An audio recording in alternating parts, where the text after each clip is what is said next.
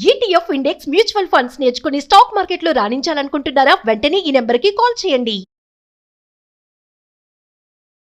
Hi hello namaste, welcome back to Suman TV. ప్రస్తుతం మనతో పాటు ఉన్నారు consumers affairs committee chairman Mandari Krishna Reddy గారు. నమస్తే సార్. నమస్తే అమ్మా. సార్, అమెరికాలో మన ఇండియన్ స్టూడెంట్స్ ఫ్యూచర్ మరి ముందు ఎలా ఉండబోతుంది? చాలా చేంజెస్ వస్తున్నాయి, చూసుకున్నాం, మనం మాట్లాడుతున్నాం కూడా.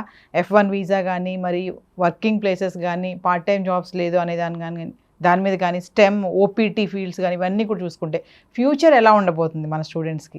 అమెరికాలో మన భారతదేశానికి సంబంధించిన స్టూడెంట్స్ యొక్క పరిస్థితి ఒక డోలాయమైన పరిస్థితి ఉంది. అంటే అమెరికా అనేది చాలా అవకాశాల పుట్ట. అమెరికా వెళ్ళడం అనేది ఒక కళ, ఒక ఈస్ట్మన్ కళ అనుకోవచ్చు. అంటే మామూలు కలర్ కూడా కాదు, ఈస్ట్మన్ కలర్లో వచ్చేటువంటి కళ. డ్రీమ్స్లో కూడా ద గ్రేట్ డ్రీమ్స్ ఏవైతే ఉంటాయో, చాలా స్వీట్ డ్రీమ్స్ ఏవి ఉంటాయో అందులో ఒక డ్రీమ్ ఇది. గతంలో చాలామంది వెళ్ళి చాలా విజయాలు సాధించారు.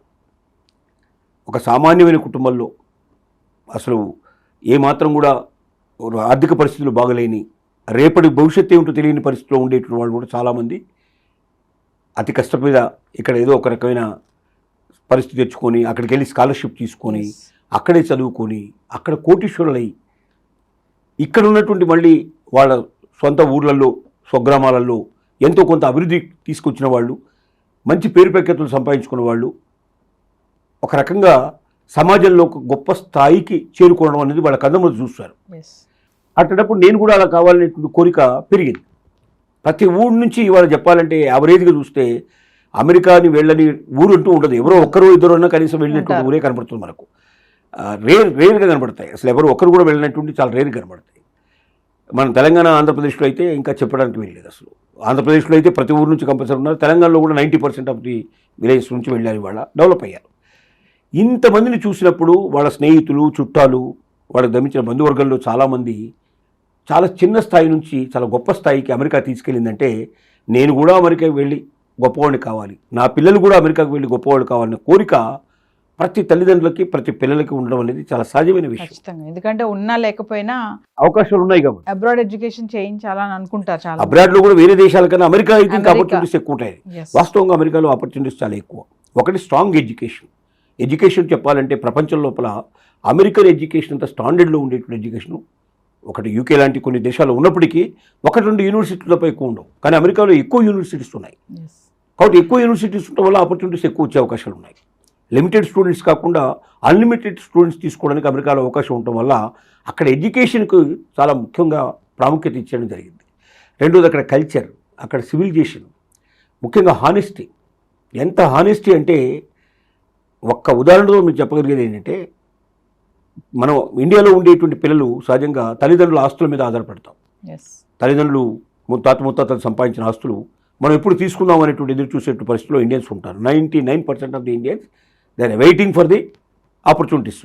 ఎప్పుడు ఇస్తారా పేరెంట్స్, మనకి ఎప్పుడు ఇచ్చేస్తారా ఆస్తులు, ఎప్పుడు తీసుకుందాం అనేటి అరిలో ఉంటారు. కానీ అమెరికాలో పేరెంట్స్ సంపాదించిన ఆస్తులు ఎట్టి పరిస్థితుల్లో ముట్టుకోకూడదు అనేది వాళ్ళ పాలసీ. 14 ఏళ్ళు కాగానే బయటికి పంపించేస్తారు. సహజంగా వాళ్ళ ఇష్టం, వాళ్ళే చదువుకుంటారు, వాళ్ళే ఎక్కడో దగ్గర పని చేసుకుంటారు, వాళ్ళు కష్టపడతారు, వాళ్ళ జీవితాన్ని వాళ్ళు నిర్మించుకుంటారు. వాళ్ళు సంపాదించుకుందే వాళ్ళ ఆస్తి అనుకుంటారు తప్ప నా తల్లిదండ్రులు, నా తాత ముత్తాతలు సంపాదించేది నా ఆస్తి, నాకు రావాలని కోరిక వాళ్ళకు ఉండదు.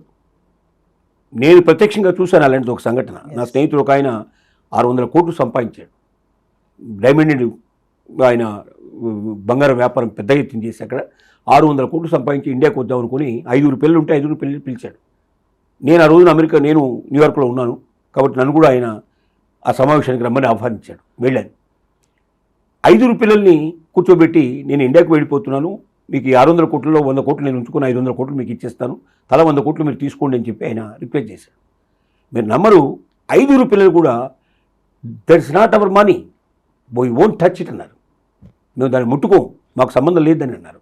పోనీ వాళ్ళలో ఎవరికైనా 100 కోట్లు ఉన్నాయంటే ఒక్కరు కూడా 100 కోట్లు లేవు వాళ్ళ దగ్గర. ఒకరు కానీ కొంతమంది దగ్గర అయితే ₹1 కూడా లేవు. కాబట్టి అంత పేదరికంలో ఉన్నా కూడా they are not at all interested. Parents సంబంధించిన డబ్బు నేను పెట్టుకోము, ఎందుకంటే అది పేరెంట్స్ సంపాదించుకుంది, అది వాళ్ళ డబ్బు అనేటువంటి ఆలోచన ఉన్నారు. అంటే ఇంత హానెస్టీని మన ఇండియాలో ఎక్కడైనా కనపట్టగలమా? నిజంగా డబ్బున్న వాళ్ళు ఎవరైనా ఉంటే ఎప్పుడు చంపేద్దామా, ఎప్పుడు తీసుకుందాం అనుకునే వాళ్ళు ఇక్కడ ఎక్కువ మంది మనకు కనపడుతున్నారు. మన కళ్ళెదురుగా అట్లాంటి సంఘటనలు ప్రతిరోజు జరుగుతున్నాయి. కాబట్టి అంత హానెస్టీ, అంత సిన్సియారిటీ ఉండేటువంటి దేశం అది. కల్చర్లో కొన్ని రకాలైనటువంటివి మనకు వాళ్ళకు వ్యత్యాసాలు ఉండొచ్చు, అది వేరే విషయం. కానీ కొన్ని విషయాలు మాత్రం అమెరికా నుంచి నేర్చుకోవాల్సినవి ఉన్నాయి.